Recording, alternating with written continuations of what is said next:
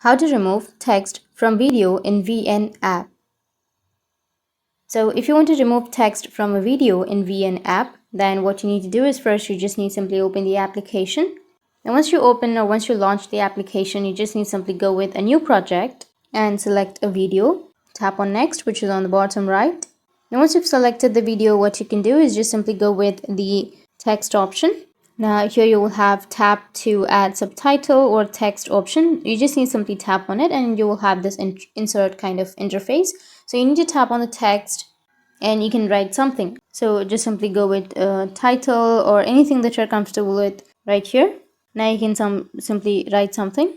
After that, if you want to remove the text from the video, then you can just simply tap on the text that you've just added and then you will have the delete option. Just tap on delete and that's it. The text has been removed. So that's how you can remove the text from a video in VN app. And if you have any questions, feel free to comment below. Thanks for watching.